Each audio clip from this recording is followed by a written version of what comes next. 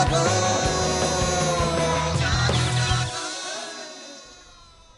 Ji, welcome back once again. A very good morning to you, a very सुरीली morning to you. Rafaqat Ali Khan साहब हमारे साथ मौजूद है. मैं भी ब्रेक पे जाने से पहले पक्के सुना रहे हैं राग. आप भी फरमाइश करें. फरमाइशी प्रोग्राम स्टार्ट है, कोई नखरे नहीं करेंगे. बड़े अच्छे सिंगर हैं, वेरी डाउन टू अर्थ.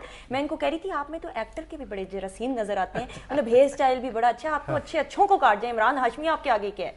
बस जी इंशाल्लाह आप दुआ करें कि मैं ख्वाहिश है इनकी. ख्वाहिश है वैसे थोड़ी सी है, लेकिन अब थोड़ी मांद भी पड़ गई. और एक्सप्रेशन भी बड़े अच्छे हैं. बड़े अच्छे आर्टिस्ट. हमें ये जो गाने का एक्सप्रेशन है ना, जो गाना होता है ये असल में बयान करने का नाम है. कुछ लोग सिर्फ गाना गाते हैं, वो गाना सिर्फ कोई भी जैसे इमोशंस के बगैर गाना जो है, इमोशन के बगैर गाना वो गाना नहीं हो सकता. अब जब तक आप लफ्ज को एक्सप्लेन ना करें और जब तक आप बयान ना करें, तब तक मैडम नूर जहां जी का क्यों नाम है दुनिया में, क्योंकि उनका एक सुर तो बड़ा ही था.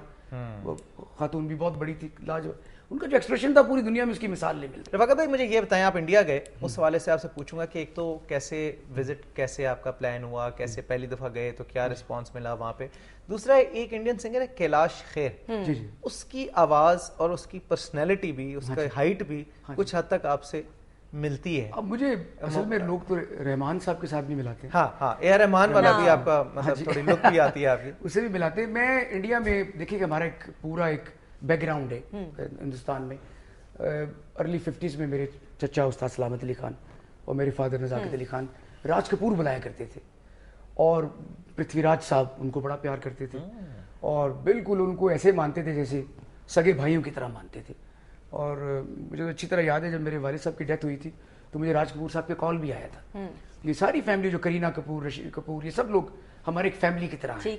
एक हमारा ऑलरेडी एक बड़ा नाम है हिंदुस्तान में हमारे बाप दादा की वजह से, तो मुझे थोड़ी आसानी भी हुई, लेकिन काम भी लोग देखते हैं. तो मुझे इत्तेफाक हुआ, मैंने पहले भी बताया आपको जतिंदर के घर गाने का, वहीं राकेश रोशन बैठे थे, ऋतिक रोशन भी वहीं बैठे हुए थे.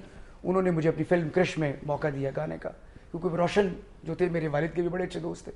फिर वो काम को भी देखते हैं. जब मैंने उनसे कहा कि जी मैं तो एक क्लासिकल आर्टिस्ट हूँ, उन्होंने कहा जी हमने आपके लिए एक बड़ा छोटा सा गाना बनाया हुआ है. वो गाने के बोल इस तरह थे मैं हूँ वो आसमां और तुम हो ये ज़मीं, होकर भी हम जुदा होते जुदा नहीं. मैं हूँ वो कहते खान साहब आप तो बहुत बड़े सिंगर हैं. वो उनका प्यार था. तो हमने आपके लिए एक छोटा सा गाना बनाया.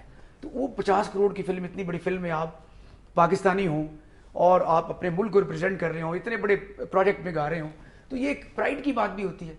दूसरा आप अल्लाह ताला की मेहरबानी भी साथ होती है. सेकेंडली मेरी मुलाकात हुई देवानंद साहब से, उनके यहाँ महफिल हुई, तो वो भी एक पुराना हमारा एक सिलसिला. देवानंद साहब तो बहुत पुराने हैं, वो काफी पुराने, को मेरे वालिद साहब के बड़े अच्छे दोस्त थे. उसके बाद मेरी महेश भट्ट के साथ मुलाकात हुई, जो मैंने ये गाना हाशमी वाली आवारापन फिल्म में, वो उन्होंने वो वाकया बड़ा कमाल का है. मेरे साथ मेरे दोस्त ताहिर सरवर मीर साहब भी थे, बहुत बड़े जर्नलिस्ट हमारे मुल्क के इतने बड़े जर्नलिस्ट हैं. तो हम दोनों जब वहाँ के पे गए तो जब हम वहाँ जाके बैठे तो वो बड़े वो कहते हैं खान साहब हम सब्जी मंडी में बैठने वाले लोग हैं, सुबह 10 बजे हम सब्जी बेच देते हैं, हमारा ताल्लुक नहीं है रोने से, इमोशन से इतना ताल्लुक नहीं है. वो फिल्मों में दिखाते हैं. Very strict business people we are. We don't care the emotions. We don't try to find out कि कहाँ पे emotions हैं, तो इस पर मेहरबानी फरमा दे. उनके अपने benefits भी होते हैं.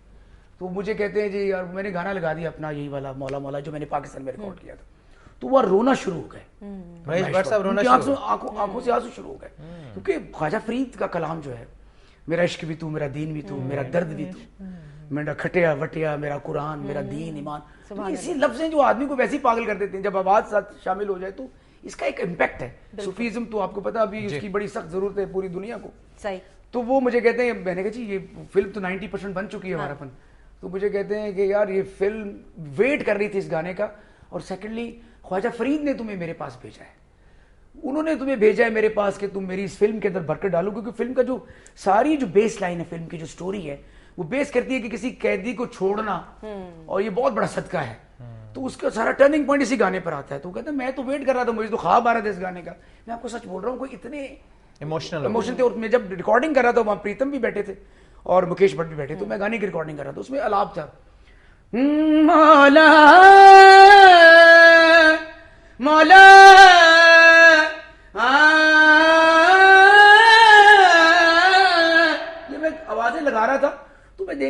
نیچے سر کر کے بیٹھے ہوئے تھے, پریتم اور مکیش بھٹ اور وہ مکیش بھٹ.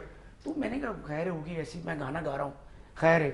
جو میں باہر نکلا تو وہ ناک وانگ لال اور بڑا منہ, تو وہ رو رہے تھے, کرائنگ. پرانے زمانے میں بزرگ پوچھتے تھے تو کتنے گا کے آئے, اتنے کو رویا بھی سی, وہ کہتے تھے یار رویا تھا وہ ایک دو, پھر تم ٹھیک گائے تھے. یعنی یہ کامیابی کی نشانی ہے, یہ ریفلیکٹ کرتی ہے بات. رفاقت بھائی آپ جب انڈیا گئے تو عدنان سمیع خان سے ملاقات ہوئی تھی؟ جی میں ملا ہوں. میں نے 2005 میں ایک شو کیا تھا جس میں مجھے جو بہت بڑا اعزاز ملا تھا, مجھے امیتابھ بچن نے سنا تھا وہاں پہ. وہ سب سے بڑی میرے لیے ایک ڈریم کمز ٹرو ہوا تھا. میں گا کے اسٹیج سے نیچے اترا ہوں 2005 میں. سنیل دت صاحب زندہ تھے, سنجے دت صاحب, انہوں نے شو کیا تھا. میرے ساتھ میرا تھی, محمد رانا تھے, میرے بڑے اچھے دوست بھی ہیں, طاہر صاحب امیر صاحب بھی تھے. تو میں میریٹ میں بیٹھا ہوا تھا, تو مجھے وہ لینے کے لیے آئے کبیر بیدی. تو مجھے بلا رہے تھے کہ آپ آئیے, تشریف لائیے. تو بچن صاحب جو تھے بیٹھ کے سائڈ پہ چائے پی رہے تھے, تو انہوں نے ان کو بھیجا کہ جا کے ان کو بلا کے لاؤ. تو مجھے وہ اشارے کر رہے تھے, میں نے کہا شاید وہ اسٹرنگس بھی بیٹھے ہوئے تھے, میں کہ آپ کو بلا رہے ہیں. وہ کہتے ہیں رفاقت بھیا آپ کو دے آر کالنگ یو. تو میں گیا تو وہ بچن صاحب مجھے ملے, انہوں نے گلے لگایا مجھے. انہوں نے کہا یار پاکستانی فنکار بڑے انرجیٹک ہوتے ہیں. پھر ایک اور اعزاز کی یہ بات ہے, شاہ رخ خان کے ساتھ میں نے کارڈف لنڈن میں N evening with Shah Rukh Khan, تو اسٹیج پہ وہ بلا رہے تھے, کہتے guy from Pakistan and known is a very energetic singer and I don't know his name. تو وہ ملائکہ روڑا کھڑی تھی, وہ کہتی ہز نیم از رفاقت علی خان. سو انہوں نے بلایا اسٹیج پہ, تو میں نے اس کو ہولڈ کر لیا. میں کہ سر اب جائے, کہتے نہیں میں سن کے جاؤں گا آپ کو. تو 4-5 پروگرام ان کے ساتھ بھی کیے, تو ایک بڑا اچھا ایکسپیرینس ہوا. کوئین آف ناروے کے ساتھ؟ ہاں جی, ریسنٹلی میں نے 2008 میں, I am the only Pakistani artist کہ جس نے پرفارم کیا اوپرا ہاؤس میں. اوپرا ہاؤس میں پیوروٹی گایا تھا, اٹلی کا بہت بڑا آرٹسٹ تھا, ابھی اس کا 2 سال پہلے انتقال ہوا ہے. تو new opera house is like glacier بنایا انہوں نے, اور اس میں میں I am the only artist. انہوں نے وہاں سے ایک بریک اتار کے مجھے دیا, اس پہ لکھے کہ یہ نیور فورگیٹ پرفارمنس جو ہوتی ہے, وہ لک انفورگیٹیبل جو ہوتی ہے, وہ مجھے انہوں نے لکھ کے دی. اس میں میرے ساتھ بالی ووڈ براس بینڈ تھا, اور 3 دن میں گایا. اس کے بعد ٹاؤن ہال میں جہاں براک اوباما نے نوبل پرائز جہاں ملا اس کو, پوری یونائٹڈ نیشن بیٹھی ہوئی تھی, تو ناروے کی کوئین بیٹھی ہوئی تھی. تو میں نے جب وہاں پہ گایا, وہاں کے ایک شاعر تھے ہینڈرک ورگلانڈ, وہ پوئٹ کو ٹرانسلیٹ کیا, 200 سال پرانا شاعر ہے, تو اس کی ٹرانسلیشن ایک بہت چھوٹی سی نظم تھی, تو وہ کوئین کی فیورٹ بن گئی. تو کوئین نے اسٹیج پہ آ کے کہا کہ this is the image of Pakistan, we are waiting for this type of image. آپ نے کیا گایا تھا؟ وہ اس طرح تھا, آئی ایم سوری, صبح کے ٹائم ہے, وہ نظم اس طرح تھی, ہنسی چہرے سے, نارویجن آرٹسٹ تھے میرے ساتھ, آنچل کو ہٹا دے, ہنسی چہرے سے آنچل ہٹا دے.